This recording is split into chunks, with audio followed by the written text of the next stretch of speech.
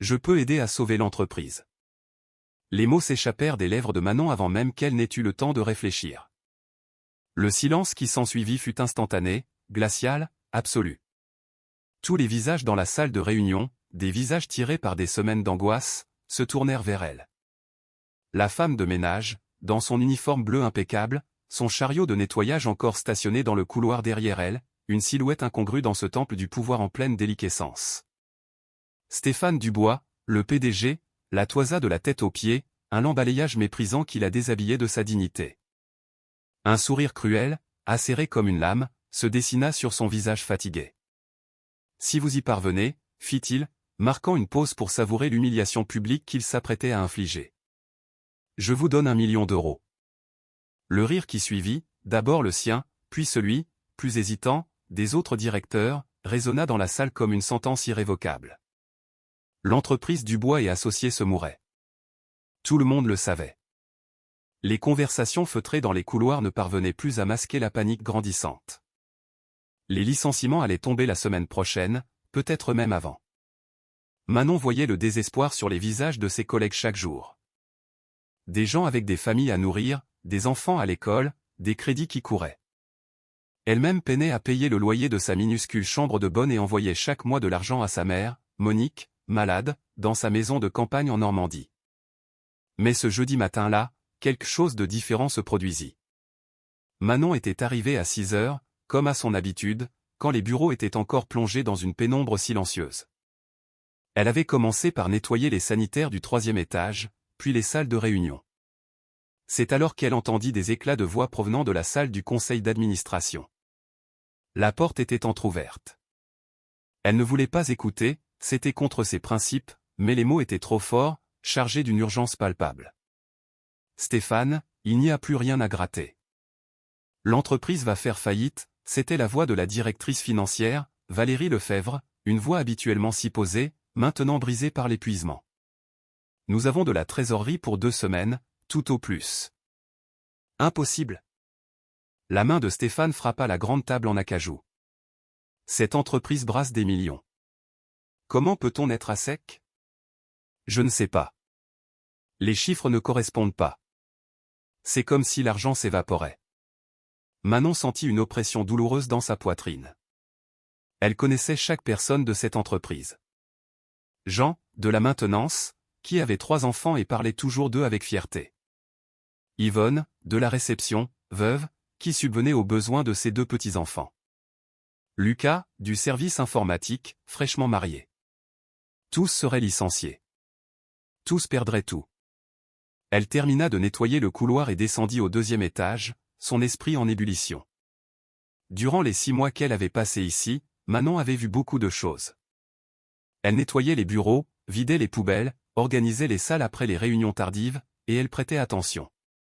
Elle avait toujours prêté attention.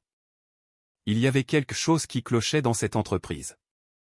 Elle le sentait au plus profond d'elle-même. Des factures jetées à la poubelle avec des montants absurdes, des paiements à des sociétés dont elle n'avait jamais entendu parler.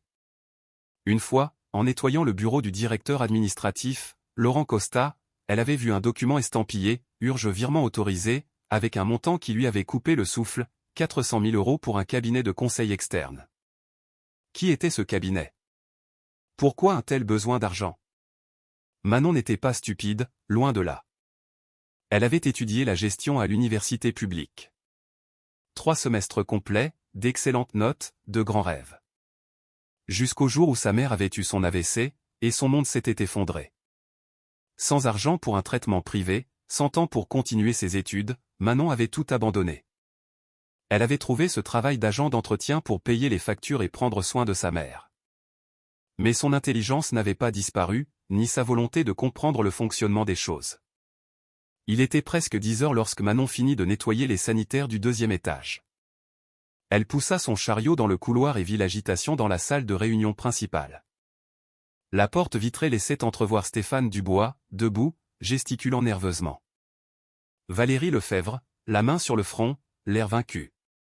Laurent Costa, assis, les bras croisés, avec cette expression que Manon avait toujours trouvée étrange, comme s'il n'était pas vraiment concerné. « Il n'y a pas de solution !» cria Stéphane assez fort pour qu'elle l'entende. Nous allons devoir licencier 70% du personnel. 70%. Manon fit un calcul rapide. C'était près de 100 personnes. 100 familles détruites. Quelque chose en elle se brisa. Avant de pouvoir y réfléchir, Manon frappa à la porte vitrée. Tous se tournèrent vers elle. Le silence fut immédiat, gêné. Une femme de ménage interrompant une réunion de la direction. Elle vit Valérie écarquiller les yeux, Laurent froncer les sourcils avec mépris.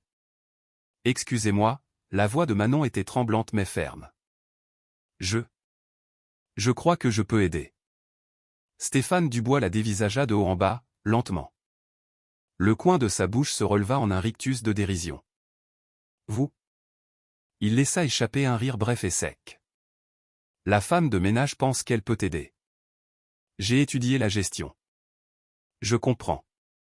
Vous n'avez même pas fini l'université, j'imagine. » Stéphane croisa les bras. Laurent Costa ricana doucement en arrière-plan. « Et vous pensez résoudre ce que des consultants d'élite n'ont pas réussi ?» Manon sentit le sang lui monter aux joues, mais elle garda une voix calme. « Je travaille ici depuis 6 mois. Je vois des choses. Je fais attention. » « Ah oui ?» Stéphane s'approcha, les yeux brillants de méchanceté. « Alors, dites-moi, l'experte, qu'avez-vous vu de si important en nettoyant les toilettes ?» Elle prit une profonde inspiration. Il n'y avait plus de retour en arrière possible. « J'ai vu des dépenses qui n'ont aucun sens. Des paiements énormes à des entreprises que personne ne connaît, des virements chaque semaine à un fournisseur qui ne livre jamais rien. » Le visage de Laurent Costa changea pendant une fraction de seconde. Juste une fraction. Mais Manon l'avait vu.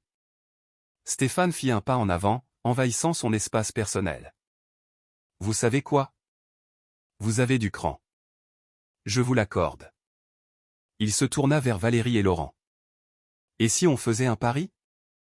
Stéphane, ne soyez pas ridicule, tenta d'intervenir Valérie. « Non, non, ça va être amusant. » Il reporta son attention sur Manon, son sourire empreint d'une pure cruauté. « Si vous réussissez à sauver cette entreprise, je vous paie 1 million d'euros. 1 million, en liquide. » Manon sentit le sol se dérober sous ses pieds, mais Stéphane leva l'index. « Mais quand vous échouerez, et vous échouerez, vous démissionnez et partez d'ici sans aucun droit.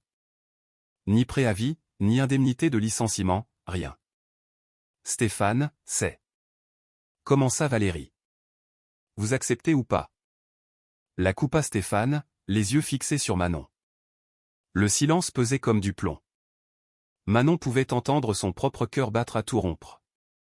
1 million d'euros. Elle pourrait soigner sa mère, finir ses études, changer de vie. Mais si elle échouait, elle perdrait même le peu qu'elle avait. Elle regarda Laurent Costa. Il était tendu, beaucoup trop tendu pour quelqu'un qui aurait dû simplement assister à un spectacle d'humiliation. C'est là que Manon sut. Elle en eut la certitude absolue. Il y avait quelque chose de très grave dans cette entreprise, et elle allait découvrir quoi. « J'accepte. » Les mots sortirent, fermes, décidés. Stéphane Dubois cligna des yeux, surpris un instant. Puis le rire revint, fort et moqueur. « Parfait. Vous avez 30 jours. » Il se tourna vers Valérie. « Note ça. 30 jours pour que la femme de ménage sauve une entreprise multimillionnaire. » Laurent Costa se leva de sa chaise. « C'est une perte de temps. » Sa voix était glaciale. « Continuons la réunion. » Mais Manon ne bougea pas. Elle regarda Stéphane droit dans les yeux. « J'aurais besoin d'un accès. » « Un accès ?» Stéphane haussa un sourcil.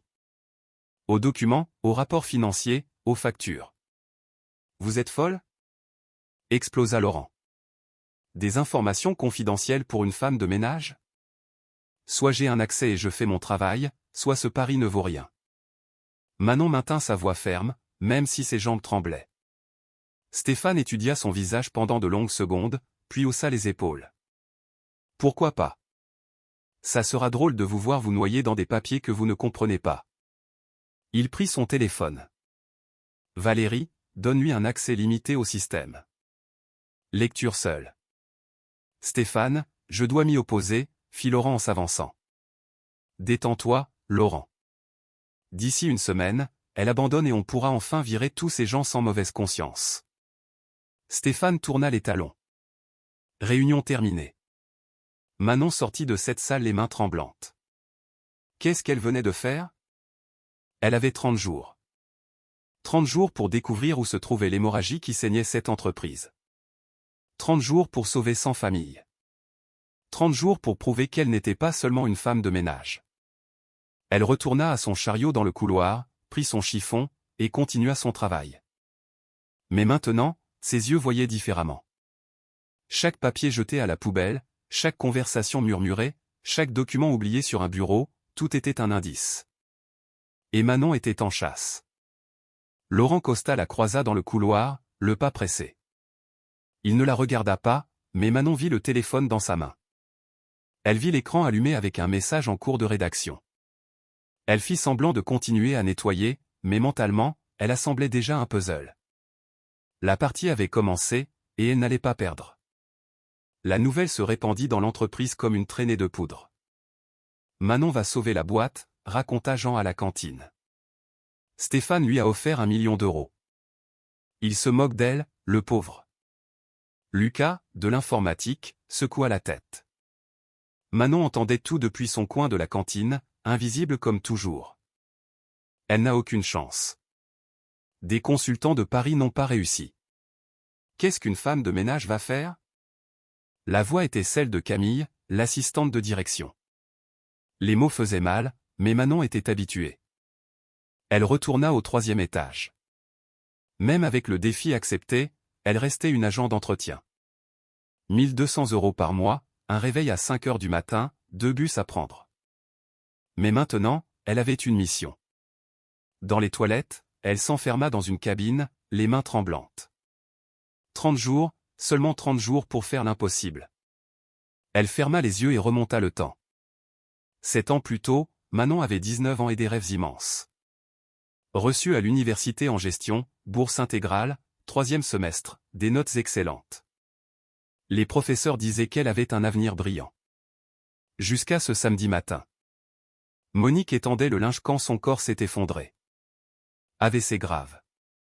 Elle a survécu, mais avec le côté gauche paralysé. Kinésithérapie, médicaments coûteux, soins constants. Manon a abandonné l'université, a trouvé ce travail 6 mois plus tôt, envoyé la moitié de son salaire à sa mère. Avec le reste, elle payait sa minuscule chambre de bonne. Les rêves avaient été mis de côté. Un sanglot lui échappa. Elle ne pouvait pas pleurer. Pas le temps. Elle se lava le visage et se regarda dans le miroir. 25 ans. 100 familles dépendaient d'elle. Manon se rendit directement dans le petit bureau que Valérie lui avait attribué, une pièce exiguë avec de vieux meubles et un ordinateur ancien, mais qui avait accès au système. Elle prit des cahiers et des stylos dans une armoire, alluma l'ordinateur, tapa le login que Valérie avait noté sur un post-it. « Tu peux le faire », murmura-t-elle. « Tu as toujours été douée avec les chiffres. » C'était vrai. Depuis l'enfance, elle avait une facilité pour les mathématiques. À l'université, elle adorait la comptabilité et la finance. Les chiffres ne mentaient pas. Elle ouvrit le premier rapport. Flux de trésorerie des 12 derniers mois. L'entreprise avait un bon chiffre d'affaires, tout était normal. Jusqu'à 6 mois auparavant. C'est là que les sorties d'argent ont explosé. 2 heures passèrent en un éclair. Elle était si concentrée qu'elle n'entendit pas frapper à la porte. Manon? Valérie Lefebvre entra, tenant un dossier. Comment ça avance? J'organise les données. Il est encore trop tôt pour des conclusions. Valérie regarda l'écran. Surprise. Vous comprenez ça? J'ai fait 3 semestres de gestion. Je sais lire un flux de trésorerie. Valérie s'assit à côté d'elle. Je suis désolé pour Stéphane et Laurent. Pourquoi les avez-vous laissés faire, alors? Valérie baissa les yeux. Parce que je ne sais plus quoi faire. J'ai retourné ces chiffres 1000 fois. J'ai engagé 3 cabinets d'audit. Personne ne trouve où va l'argent. Mais il part. Manon tourna l'écran. Il y a 6 mois, le flux était sain. Soudain, il a commencé à saigner. C'est quand Laurent a pris ses fonctions. Manon sentit son estomac se nouer. Laurent est arrivé avec d'excellentes références. MBA, grandes entreprises. Stéphane lui fait confiance. Valérie ouvrit le dossier.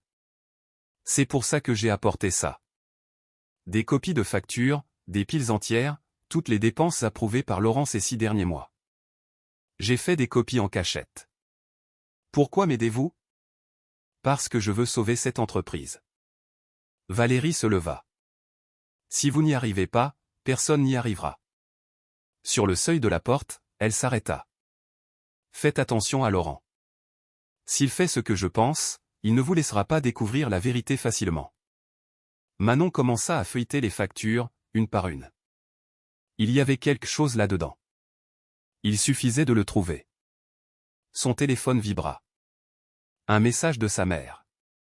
Ma chérie, j'ai appris pour le défi. Je suis fier de toi. J'ai toujours su que tu étais spécial.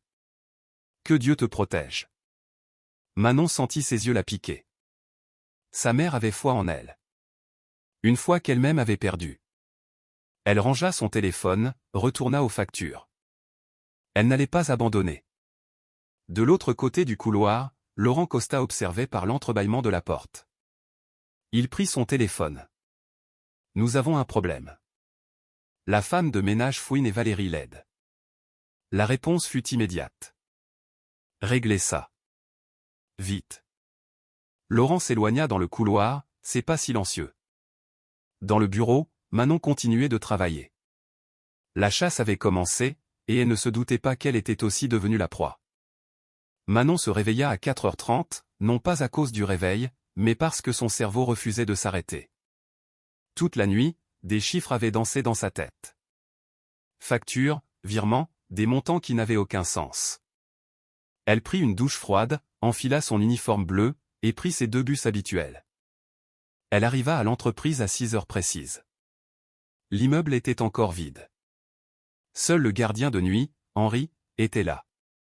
Bonjour, Manon. Il sourit. J'ai entendu parler de votre pari avec le patron. Toute l'entreprise en parle. Oui. Manon força un sourire. Les nouvelles vont vite, n'est-ce pas? Vous allez y arriver, ma petite. J'ai confiance. Ces mots simples lui réchauffèrent le cœur. Manon lui fit un signe de tête et entra. Elle monta directement au 2e étage, dans son bureau temporaire, alluma l'ordinateur et ouvrit le dossier que Valérie lui avait donné. Il y avait 237 factures. Elle allait toutes les analyser, une par une. Elle commença par la première. Date, 8 mois plus tôt. Juste après l'arrivée de Laurent. Fournisseur, cabinet de conseil Moreau et associés. Montant, 85 000 euros. Service, analyse stratégique et optimisation des processus. Manon prit son cahier et nota. Nom du fournisseur, montant, date. 2e facture, même fournisseur, montant, 92 000 euros, service, conseil en gestion opérationnelle. 3e, 4e, 5e. Toujours le même fournisseur. Toujours des montants exorbitants. Toujours des descriptions vagues. 2 heures plus tard, alors que le soleil commençait à filtrer par la fenêtre, Manon avait une liste complète. Le cabinet de conseil Moreau et associés avait reçu, au cours des 6 derniers mois, exactement 847 000 euros. Près d'1 million d'euros. Pour une entreprise dont elle n'avait jamais entendu parler, que personne n'avait jamais mentionné, qui n'avait apparemment livré aucun rapport. Manon décrocha le téléphone du bureau et appela la réception. Yvonne, bonjour. C'est Manon. Oh, ma chérie. Déjà au travail à 7 heures? Yvonne, connaissez-vous une société appelée cabinet de conseil Moreau et associés? Silence à l'autre bout du fil. Jamais entendu parler. Pourquoi? Et un consultant externe qui vient régulièrement? Quelqu'un qui ne serait pas salarié mais qui passerait souvent? Eh bien, il y a les gars de l'informatique pour la maintenance, la société de nettoyage des climatiseurs. Mais un consultant, non, ce nom ne me dit rien. Merci, Yvonne. Manon raccrocha, les yeux fixés sur les chiffres de son cahier. presque 1 million d'euros sortant de l'entreprise pour un fournisseur fantôme. Elle ouvrit son navigateur et chercha « cabinet de conseil Moreau et associés ». Rien. Aucun site web, aucun réseau social, aucune mention nulle part. Une entreprise qui recevait des millions et n'existait pas sur Internet. Impossible. À moins que... Manon sentit un frisson lui parcourir l'échine. À moins que ce ne soit une société écran, créée uniquement pour recevoir de l'argent détourné. Elle avait besoin de plus de preuves. Elle avait besoin du numéro de siret de cette société, de son adresse, de tout ce qui pourrait confirmer ses soupçons. Elle retourna dans le système de l'entreprise et chercha le registre des fournisseurs. Elle trouva le cabinet de conseil Moreau et associés. Elle cliqua. Siret, 340 678 890 00123. Adresse, rue des Lilas, 456, à Tours. Responsable, Fernando Moreau. Manon nota tout, prit son téléphone et chercha l'adresse sur Google Maps. Un terrain vague. La société était enregistrée sur un terrain abandonné. « Je te tiens », murmura Manon. Son cœur battait la chamade. Mais il lui fallait plus. Il lui fallait le lien entre Laurent et cette société fantôme. Une preuve concrète. Il était 7h30 quand Manon quitta son bureau. L'immeuble commençait à s'animer. Elle prit son chariot de nettoyage et fit ce qu'elle faisait chaque jour. Mais maintenant, chaque bureau était une opportunité. Elle commença par le 3e étage. Rien. Elle descendit au 2e. Le bureau de Laurent Costa. La porte était entr'ouverte. Elle frappa doucement. Personne. Elle entra. Le bureau était grand, bien décoré. Bureau en acajou, fauteuil en cuir. Manon commença par la poubelle. Rien d'intéressant. Elle nettoya le bureau. C'est là qu'elle vit, sur le bord, presque cachée sous un magazine, une clé USB. Petite, noire, sans identification. Manon jeta un œil vers la porte.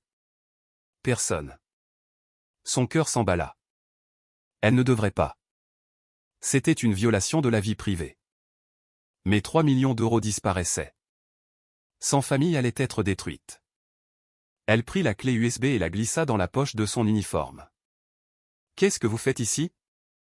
Manon sursauta si violemment qu'elle faillit renverser son seau. Laurent Costa se tenait sur le seuil. Son visage était un masque de méfiance.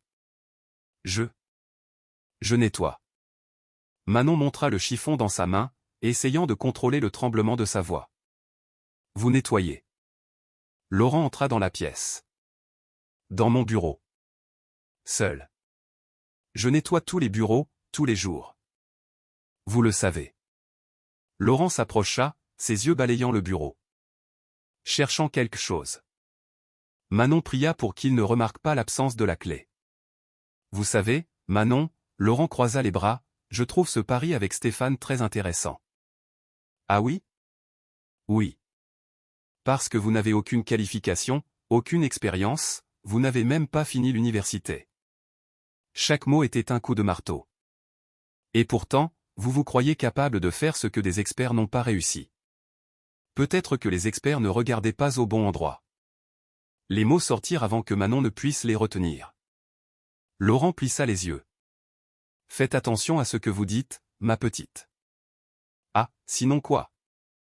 Manon sentit la colère monter. Vous allez faire quoi? Me virer? Stéphane m'a donné 30 jours. Et un accès au dossier. Vous ne pouvez rien faire. Laurent fit un pas en avant. Il était grand, intimidant, mais Manon ne recula pas. Je peux faire beaucoup de choses. Sa voix était basse, menaçante. Vous n'avez pas idée de là où vous mettez les pieds. Alors, dites-moi. Pendant une seconde, quelque chose traversa le visage de Laurent. De la surprise, peut-être de la peur. Mais ce fut rapide. Sortez de mon bureau. Manon prit son matériel, passa devant Laurent sans baisser les yeux. Arrivée à la porte, elle s'arrêta. Ah, Laurent. Vous connaissez une société nommée Cabinet de conseil Moreau et associés? Elle le vit. Clairement. Son visage blêmit une fraction de seconde. Sa mâchoire se crispa. Jamais entendu parler. C'est étrange. Parce que cette société a reçu près de 3 millions de notre entreprise ces 6 derniers mois. Et vous avez signé toutes les autorisations de paiement. Le silence fut assourdissant. Laurent fit 2 pas rapides vers elle, mais Manon était déjà dans le couloir. Le cœur battant à tout rompre, les mains tremblantes, mais avec un sourire satisfait. Elle avait visé juste. Manon descendit presque en courant, s'enferma dans les toilettes du premier étage, et sortit la clé USB de sa poche. Qu'y avait-il à l'intérieur? Des preuves, des mots de passe, des documents compromettants. Elle devait voir, mais ne pouvait pas risquer d'utiliser un ordinateur de l'entreprise. Laurent pouvait surveiller. Manon envoya un message à Valérie. Besoin d'utiliser un ordinateur hors réseau. Urgent. Pouvez-vous m'aider? La réponse arriva 3 minutes plus tard. Mon portable personnel. Salle de réunion 3. À 13h. Je le laisserai là. Manon rangea son téléphone, regarda la clé USB dans sa paume. Ce petit morceau de plastique pouvait contenir la réponse qu'elle cherchait. Ou sa condamnation. Il n'y avait qu'un moyen de savoir. Le reste de la matinée s'écoula lentement. Quand 13h sonna enfin, elle se rendit à la salle de réunion 3. Elle entra. Sur la table, un ordinateur portable gris. Un post-it collé dessus, MDP, Valérie 2024. Manon verrouilla la porte, ouvrit l'ordinateur, tapa le mot de passe, prit une profonde inspiration et brancha la clé USB. L'écran afficha un dossier avec 47 fichiers. Des documents Word, des feuilles de calcul Excel, des PDF scannés. Manon ouvrit le premier fichier. Un contrat entre Dubois et Associés et le cabinet de conseil Moreau et Associés. Signé par Laurent Costa. Et sur la dernière page, une clause cachée, commission d'intermédiation, 30% de la valeur totale déposée sur le compte indiqué. Quel compte? Elle ouvrit un autre fichier, un tableur Excel. Des noms, des numéros de sécurité sociale, des montants. Et en haut de la liste, Laurent Costa, numéro Sécu 175, montant reçu, 854 100 €. Manon sentit l'air lui manquer. Laurent recevait une commission de la société Fantôme, qui était payée avec l'argent de Dubois et Associés. Il volait systématiquement depuis des mois. Elle continua d'ouvrir les fichiers. Tout était là. Fausses factures, virements bancaires, justificatifs, même des conversations par email entre Laurent et un certain Fernando Moreau, qui était probablement un nom d'emprunt ou un homme de paille. C'était un système complet, parfait, invisible pour qui ne savait pas où chercher. Mais Manon avait cherché. Et elle avait trouvé. Elle brancha sa propre clé USB à l'ordinateur et copia tout. Chaque fichier, chaque preuve. Puis elle éjecta la clé de Laurent, effaça l'historique du portable et quitta la salle. Dans le couloir, elle bouscula quelqu'un.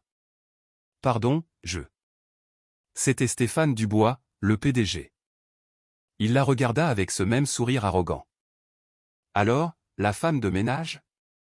Déjà abandonnée? Manon le regarda dans les yeux et, pour la première fois, sentit qu'elle avait le pouvoir. Pas encore, monsieur Dubois. En fait, je suis sur le point de découvrir où va l'argent de l'entreprise. Son sourire vacilla. Juste un peu. Ah oui? Et où va-t-il? Dans quelques jours, je vous le montrerai. Avec des preuves. Elle passa devant lui et continua son chemin. Elle ne se retourna pas, mais sentit son regard brûler son dos. Manon monta dans son bureau, verrouilla la porte, brancha sa clé USB sur l'ordinateur de l'entreprise et enregistra tout dans un dossier caché. Puis elle fit des copies sur le cloud, sur son email personnel, à 3 endroits différents. Si quelque chose lui arrivait, les preuves existeraient toujours. Elle s'adossa à sa chaise et respira profondément. Elle l'avait fait. Elle avait réussi. En seulement 3 jours, elle avait démantelé un système de détournement de millions. Mais maintenant venait la partie la plus dangereuse, l'exposer. Laurent Costa, un homme qui volait des millions, n'allait pas simplement accepter d'être découvert. Il allait riposter. Il allait essayer de la détruire. Manon prit son téléphone et envoya un message à Valérie. J'ai tout trouvé. Besoin de vous parler. Urgent et en privé. La réponse fut rapide. Ma voiture. Parking. 18 heures. Manon rangea son téléphone, regarda l'écran de l'ordinateur. Les chiffres, les preuves, la vérité. Elle tenait entre ses mains l'avenir de sa famille. Et peut-être sa propre fin. De l'autre côté de l'immeuble, dans son bureau, Laurent Costa regardait par la fenêtre, le téléphone à la main, un appel en cours. Elle a pris la clé USB. Sa voix était tendue. La salope l'a prise. Alors tu sais ce que tu dois faire, dit la voix à l'autre bout, froide, calculatrice. Élimine le problème. Avant qu'il ne soit trop tard. Laurent raccrocha. La femme de ménage avait signé sa propre condamnation. Et il allait s'assurer qu'elle le paie très cher. 18 heures. Le parking était presque désert. Manon trouva la berline argentée de Valérie dans le coin le plus sombre, loin des caméras. Verrouille. Dit Valérie dès qu'elle fut entrée. Vous avez trouvé quelque chose? Manon sortit la clé USB de sa poche. J'ai tout trouvé. Quoi? Laurent détourne de l'argent via une société fantôme. Cabinet de conseil moraux et associés. Ces 6 derniers mois, ils ont reçu 2,8 millions d'euros. Laurent touche une commission de 30%. Manon tendit la clé. Tout est là. Contrat, virement, email. Valérie resta silencieuse. Comment avez-vous eu ça? J'ai trouvé une clé USB dans son bureau. Manon. Si Laurent le découvre. Il le sait déjà. Il m'a confronté aujourd'hui. Il m'a menacé. Alors vous êtes en danger. C'est pourquoi je veux que vous gardiez ça. S'il m'arrive quelque chose, portez-le à la police. Manon ouvrit la portière. Je présenterai les preuves à Stéphane demain matin. Vous êtes folle? Stéphane fait une confiance aveugle à Laurent. Alors je vais le forcer à croire. Manon retourna dans l'immeuble pour prendre ses affaires. Quand elle ouvrit la porte de son bureau, elle s'arrêta net. Tout était saccagé. Tiroirs ouverts, papiers éparpillés. Et sur le mur, écrit au marqueur rouge, « Arrête tant que tu peux encore ». Son cœur s'emballa. Elle ramassa son sac et sortit en courant. Dehors, l'air froid lui cingla le visage. Elle cherchait l'arrêt de bus. Une voiture s'arrêta à sa hauteur. Vitre teintée. La portière arrière s'ouvrit. Monte. C'était la voix de Laurent Costa. Manon recula. Plutôt mourir. Laurent sortit de la voiture, grand, intimidant. Parlons de la clé USB que tu as volée. Je n'ai rien volé. Ne mens pas, Manon. Tu poses des questions que tu ne devrais pas. Des questions sur les 3 millions qui disparaissent. Laurent eut un rire sans joie. Tu es maligne. Mais tu te mêles de quelque chose qui te dépasse. Je comprends très bien. Vous volez. Et demain, je le dirai à Stéphane. Son expression s'assombrit. Tu ne feras pas ça. Si. Laurent sortit son téléphone et lui montra l'écran. Manon sentit le monde s'effondrer. C'était une photo de sa mère, Monique, dans son fauteuil roulant, devant sa maison. Comment avez-vous? Petite ville de province. Tout le monde se connaît. Laurent rangea son téléphone. Ce serait dommage qu'il lui arrive quelque chose. Une vieille dame malade, seule. N'osez pas poser un seul doigt sur elle. Alors tu sais ce que tu as à faire. Oublie ce que tu as vu. Démissionne demain. Laurent s'approcha. J'ai des contacts. Des gens qui règlent les problèmes. Ta mère pourrait avoir un accident. Ou toi. Il remonta dans la voiture. Tu as jusqu'à demain matin. Réfléchis bien. La voiture démarra. Manon resta sur le trottoir, tremblante. Des larmes de rage coulaient sur son visage. Elle appela sa mère. Allô? La voix fatiguée était un réconfort. Maman. Je voulais juste entendre ta voix. Il s'est passé quelque chose au travail? Non, tout va bien. Je t'aime très fort. Moi aussi, ma chérie. Tu es la chose la plus importante de ma vie. Après avoir raccroché, Manon réfléchit. Deux options, abandonner et protéger sa mère, ou continuer et tout risquer. Elle passa devant une église, les portes ouvertes. Elle entra, s'assit au dernier rang. Je ne sais pas quoi faire. Si je continue, je peux perdre ma mère. Si j'abandonne, 100 personnes perdent tout. Mais elle avait toujours été comme ça. Incapable de voir une injustice et de se taire. Elle se leva, alluma un cierge, et sortit.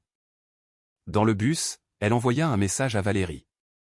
Demain, 8 heures. Bureau de Stéphane. Apportez les preuves.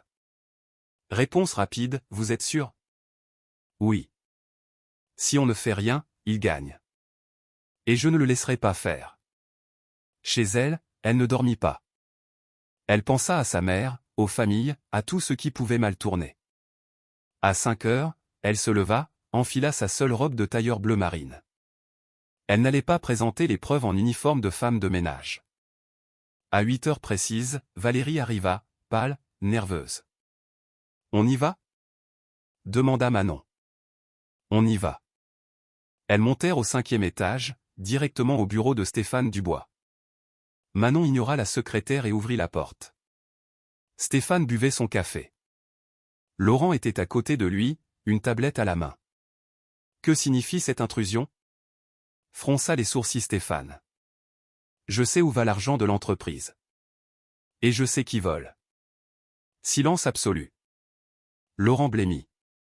3 millions d'euros, dit Manon en regardant Stéphane, détournés via une société fantôme. Cabinet de conseil moraux et associés. Ciré bidon, adresse bidon. Stéphane posa sa tasse. Vous pouvez le prouver? Je peux. Valérie entra, refermant la porte. J'ai toutes les preuves. Elle posa la clé USB sur le bureau. Laurent la regarda comme si c'était une bombe. C'en était une. Sa sentence était là. Stéphane Dubois prit la clé, regarda Manon, puis Laurent. Vous voulez que je croie que Laurent vole mon entreprise? Les preuves sont là, dit Manon en désignant la clé. Des preuves qu'elle a volées en s'introduisant dans mon bureau. Explosa Laurent. Stéphane, c'est illégal.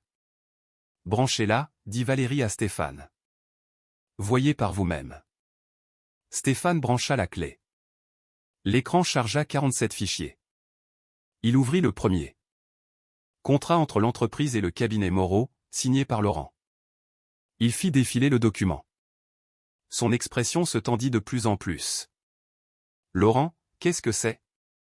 Un contrat légitime, qui n'existe pas, coupa Manon. L'adresse est un terrain vague, il n'y a pas de site, rien. C'est une société écran. Stéphane ouvrit le tableur avec les montants reçus. Il y avait le nom de Laurent Costa. 854 100 euros.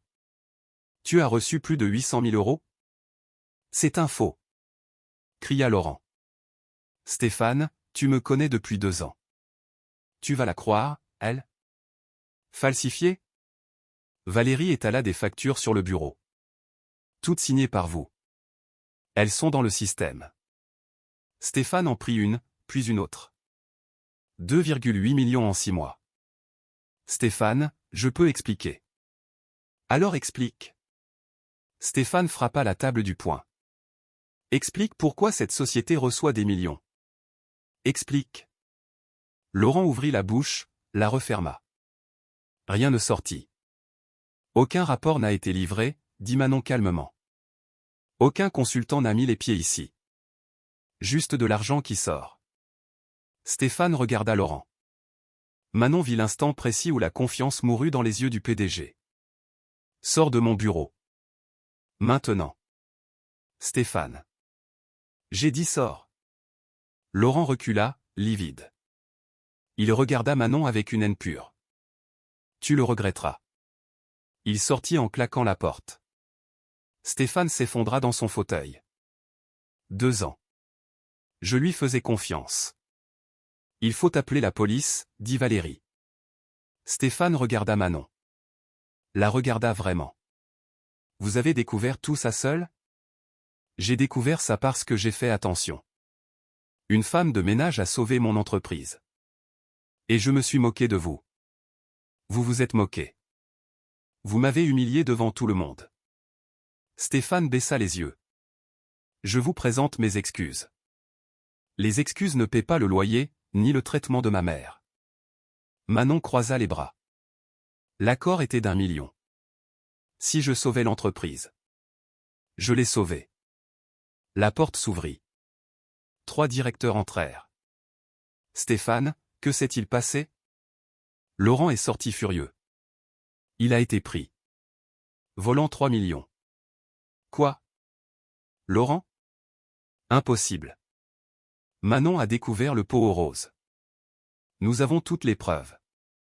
Les directeurs la regardèrent. La femme de ménage? Philippe, l'un d'eux, rit avec incrédulité.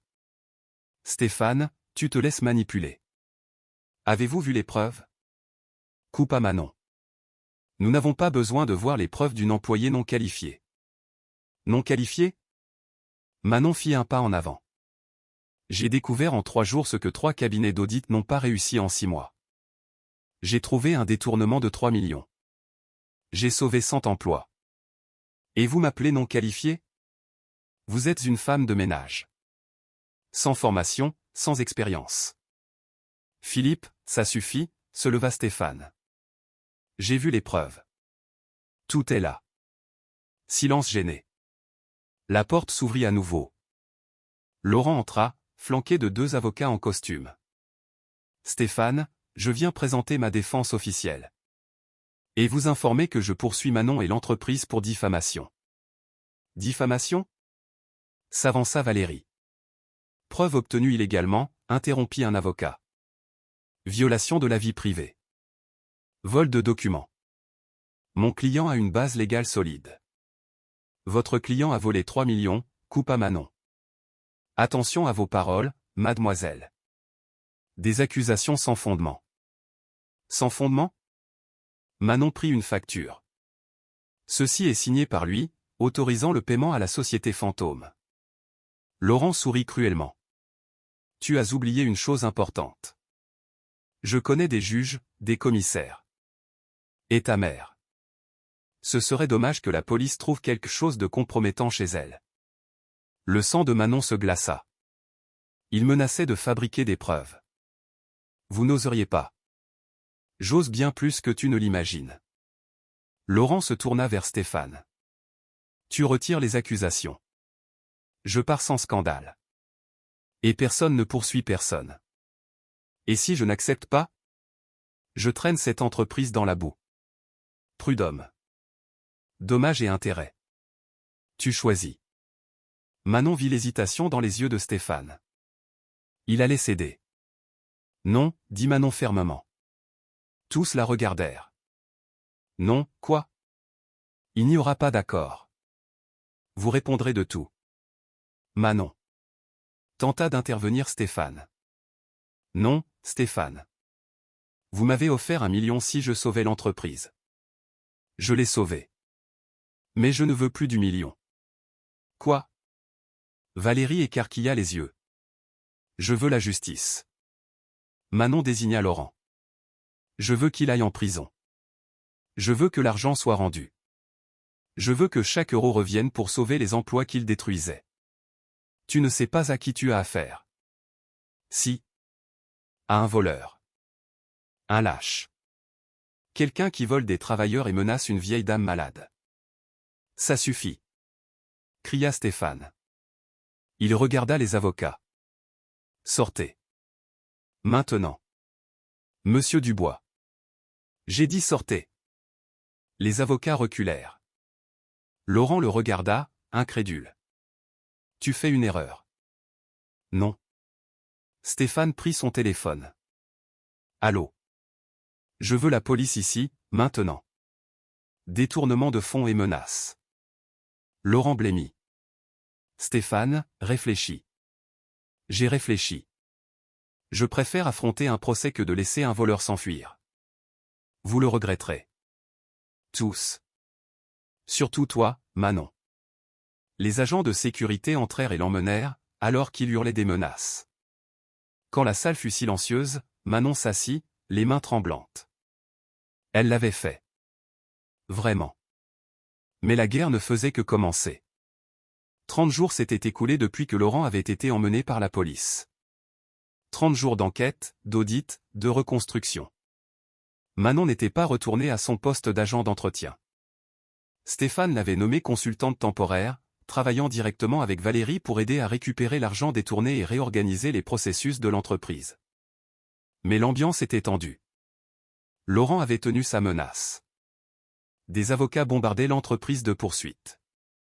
La presse s'était emparée de l'affaire. Les gros titres criaient « Une entreprise accuse son directeur de détournement millionnaire » et « Une femme de ménage démasque un réseau de corruption ».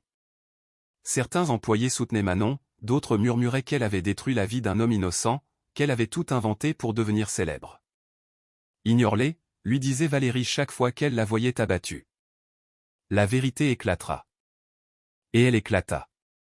Un jeudi, un mois exactement après la dénonciation, l'audit externe présenta son rapport final. Stéphane convoqua une réunion générale, tous les employés dans l'auditorium de l'entreprise. Manon s'assit au fond, essayant d'être invisible, mais tous les regards étaient tournés vers elle. Certains avec admiration, d'autres avec méfiance. Stéphane monta sur scène. À ses côtés, 3 auditeurs et un commissaire de la police judiciaire. « Je vous ai tous convoqués ici parce que vous méritez de connaître la vérité », commença Stéphane, la voix grave. Il y a un mois, Manon a porté des accusations graves contre Laurent Costa, notre ancien directeur administratif. Beaucoup d'entre vous ont douté.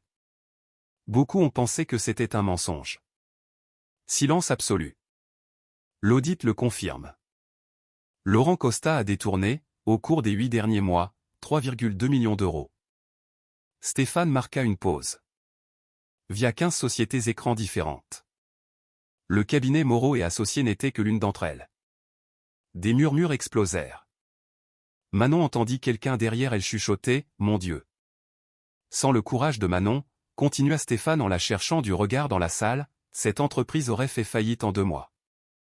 100 familles auraient tout perdu. Y compris la mienne.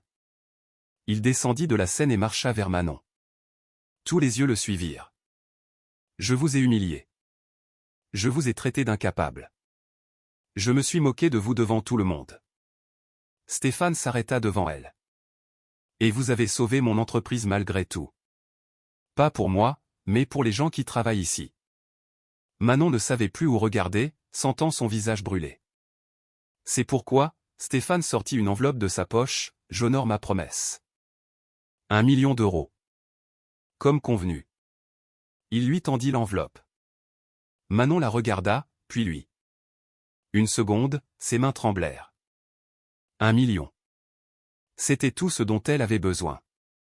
Le traitement pour sa mère, finir ses études, changer de vie. Mais elle se souvint. Elle se souvint de Jean de la maintenance, d'Yvonne de la réception, de Lucas de l'informatique. De toutes les personnes qui auraient perdu leur emploi. Je n'en veux pas, dit Manon à voix basse. Quoi? Cligna des yeux Stéphane. Je ne veux pas du million. Elle parla plus fort, pour que tout le monde entende. Partagez-le entre les employés qui ont été lésés, entre les familles qui ont souffert de la crise. Manon. Je veux autre chose. Elle se leva. Je veux finir mes études. Je veux une bourse d'études payée par l'entreprise. Et ensuite, je veux un vrai travail ici. Pas comme agent d'entretien. Comme analyste financière. L'auditorium explosa en applaudissements. Stéphane sourit pour la première fois, un sourire sincère. Accepté. À une condition. Laquelle? Que vous acceptiez au moins une partie de cet argent. Vous le méritez. Manon pensa à sa mère, au traitement. 200 000 euros. Pour prendre soin de ma mère. Le reste, partagez-le. Stéphane lui tendit la main. Marché conclu. Elle la serra fermement. Les semaines suivantes furent consacrées à la reconstruction. Laurent fut mis en examen pour détournement de fonds, blanchiment d'argent et association de malfaiteurs. 3 complices furent arrêtés avec lui. L'argent commença à être récupéré grâce au blocage judiciaire des comptes. Manon retourna à l'université. Réveil à 5 heures, étude jusqu'à 7 heures, travail jusqu'à 18 heures, étude à nouveau jusqu'à minuit. C'était épuisant, mais pour la première fois depuis des années, elle était heureuse. Tu as l'air différente, lui dit Monique lors d'un appel. Plus légère. Je le suis, maman. Je fais ce pourquoi je suis née. Sa mère rit. Je l'ai toujours su, ma chérie. J'ai toujours su que tu irais loin. 2 mois plus tard, un vendredi, Manon travaillait quand Valérie entra dans son bureau. Oui, elle avait un bureau maintenant. Petit, mais c'était le sien. Il y a quelqu'un qui veut te parler, dit Valérie, l'air étrange. Qui? Viens voir. Manon se rendit à la réception et s'arrêta net. Une journaliste avec un caméraman. Manon? Sourit la femme. Sophie Mercier, du journal de 20 heures. On peut discuter? Le cœur de Manon s'emballa. À quel sujet? De vous. De ce que vous avez fait. Votre histoire inspire des milliers de gens. Nous voulons la raconter. Manon regarda Valérie, puis Stéphane qui était apparu, curieux, puis de nouveau la journaliste. Vous pouvez demander. Le reportage passa à la télévision. Manon le regarda chez sa mère, qui avait pu reprendre un traitement décent et allait mieux. Un agent d'entretien de 25 ans qui a sauvé toute une entreprise. La voix de la journaliste narrait, tandis que des images de Manon au travail défilaient. Manon n'est pas seulement une histoire de courage. C'est l'histoire de comment l'intelligence et l'observation peuvent se trouver n'importe où, en n'importe qui. Monique pleurait. Ma fille, à la télévision. Le téléphone de Manon ne cessa de sonner pendant des jours. Offres d'emploi, invitations à des conférences, messages de personnes disant qu'elle les avait inspirées. Mais le meilleur message vint d'un numéro inconnu. Manon, c'est le professeur Bernard Leroy de l'université. Vous vous souvenez de moi? J'ai vu votre histoire. Je suis fier. J'ai toujours su que vous brilleriez. N'abandonnez pas, d'accord? Elle n'abandonnerait plus jamais. 6 mois plus tard, Manon était au tribunal. Non pas comme accusée, mais comme témoin principal au procès de Laurent Costa. Elle portait un tailleur bleu marine que Valérie l'avait aidé à choisir. Cheveux attachés, posture droite. Ce n'était plus la femme de ménage invisible. C'était la femme qui avait démasqué un réseau millionnaire. Laurent entra dans la salle, menotté. Il avait maigri. Son visage autrefois arrogant était maintenant marqué par la défaite. Quand il passa devant Manon, il détourna le regard. Le témoin peut se présenter, demanda le juge. Manon se leva. Manon Santos, 26 ans, analyste financière chez Dubois et Associés. Analyste financière. Elle s'émouvait encore en le disant. Pendant 2 heures, elle raconta tout. Comment elle avait découvert les factures, trouvé la clé USB, rassemblé les preuves. Le procureur montrait chaque document pendant qu'elle expliquait. L'avocat de Laurent tenta de la discréditer. Madame, vous n'aviez pas de formation complète à l'époque. Comment pouvez-vous être sûr de ce que vous avez vu? J'avais 3 semestres de gestion. Et j'avais quelque chose que beaucoup de gens diplômés n'ont pas, le sens du détail. Manon garda sa voix calme. Les chiffres ne mentent pas. Les signatures non plus. Ni les virements bancaires. Mais la façon dont vous avez obtenu les preuves. A sauvé une entreprise. A sauvé 100 emplois. Et a exposé un criminel. Manon fixa Laurent. Si je n'avais pas fait ce que j'ai fait, il serait encore en train de voler aujourd'hui. Le juge délibéra pendant 3 heures. Verdict, coupable. Peine, 8 ans de prison. Restitution intégrale de l'argent détourné. Indemnisation à l'entreprise. Quand la sentence fut lue, Manon ne ressentit pas de joie.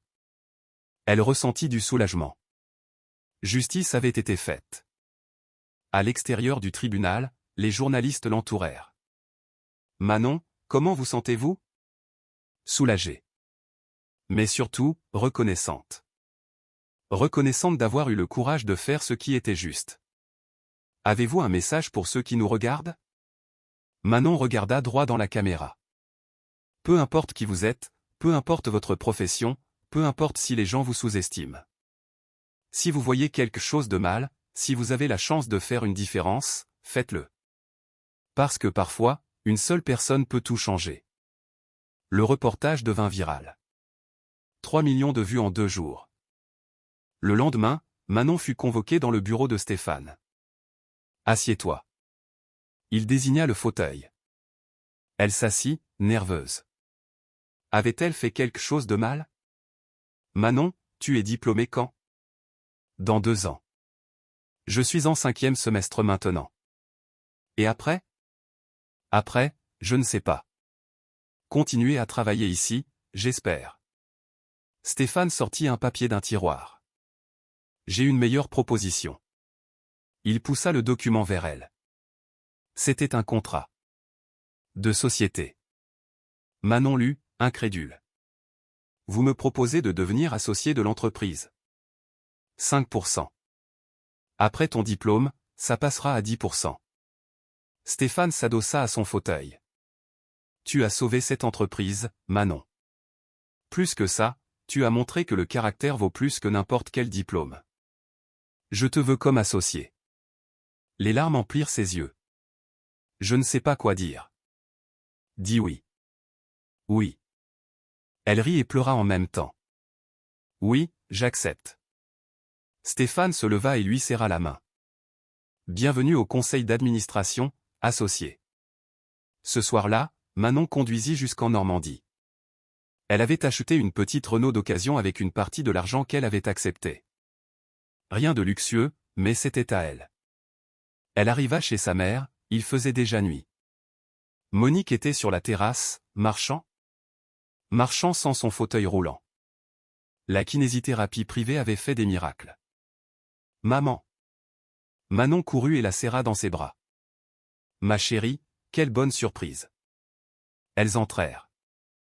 Manon prépara une tisane. Elles s'assirent à la petite table de la cuisine, comme quand Manon était enfant. « Maman, j'ai une nouvelle. » « Raconte. »« Je vais être associé de l'entreprise. Propriétaire d'une partie de l'affaire. » Monique porta la main à sa bouche, les yeux embués. « Ma fille.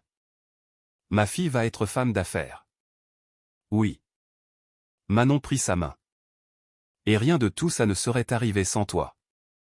Parce que c'est toi qui m'as appris à ne jamais abandonner, à toujours faire ce qui est juste, même quand c'est difficile. J'ai seulement fait ce que toute mère ferait. » « Non, maman. Tu as fait bien plus. Tu m'as élevé seule, tu m'as donné une éducation, tu m'as appris des valeurs. Si je suis qui je suis aujourd'hui, c'est grâce à toi. » Elles pleurèrent toutes les deux, enlacées dans la cuisine de cette simple maison. Mais c'étaient des larmes de joie, de victoire, de justice. 3 mois plus tard, Manon fut invitée à donner une conférence dans une université. L'auditorium était plein, plus de 500 étudiants. « Il y a 1 an et demi, j'étais agent d'entretien, » commença-t-elle.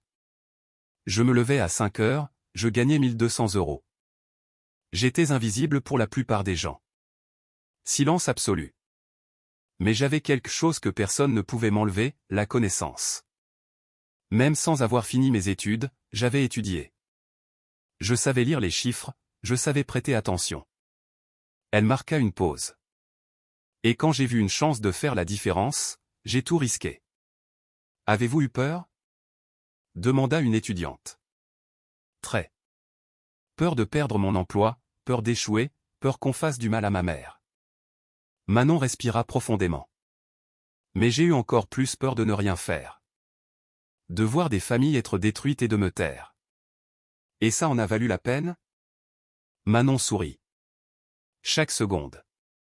Chaque nuit blanche, chaque menace. Parce qu'à la fin, justice a été faite. Et j'ai appris que peu importe où vous êtes dans la vie, ce qui compte, c'est ce que vous faites des opportunités qui se présentent. Les applaudissements durèrent plusieurs minutes. Après la conférence, une jeune fille s'approcha. Elle ne devait pas avoir plus de 20 ans. Les yeux rouges. Manon. Je suis femme de ménage. Je suis des cours du soir à l'université. Tout le monde dit que je perds mon temps, que je devrais accepter ma place. Manon lui prit les mains. Ne l'accepte pas. Ne l'accepte jamais. Tu n'as pas une place fixe dans ce monde. Tu as la place que tu conquéras. Ne laisse personne te rabaisser. La jeune fille pleura et serra Manon dans ses bras. À cet instant, Manon sut. Son histoire n'était pas seulement la sienne. C'était celle de chaque personne sous-estimée, de chaque personne invisible, de chaque personne qui avait un rêve mais pas d'opportunité. Et si elle avait réussi, d'autres le pouvaient aussi. 2 ans passèrent. Manon obtint son diplôme avec mention. Elle devint directrice financière de Dubois et Associés. L'entreprise connut une croissance de 40% sous sa direction. Monique était complètement rétablie, elle marchait, souriait, vivait. Et Manon? Manon se réveillait chaque jour reconnaissante. Pas pour l'argent, pas pour le poste. Mais pour avoir eu le courage. Le courage d'être vue quand tout le monde voulait qu'elle soit invisible. Le courage de parler quand tout le monde s'attendait à ce qu'elle se taise. Le courage de se battre quand le plus simple aurait été d'abandonner. Parce qu'au final, ce n'est pas le million qui a changé sa vie. C'est le choix de faire ce qui est juste, même quand tout était contre elle, même quand personne ne croyait en elle, même quand le prix semblait trop élevé. Et ce choix valait plus que tout l'or du monde. Si cette histoire vous a touché, ne quittez pas la vidéo sans laisser un like. Ça aide énormément la chaîne à atteindre ceux qui ont besoin d'un message de force et de courage. Commentez ce que vous auriez fait à la place de Manon et partagez avec quelqu'un qui a toujours été sous-estimé.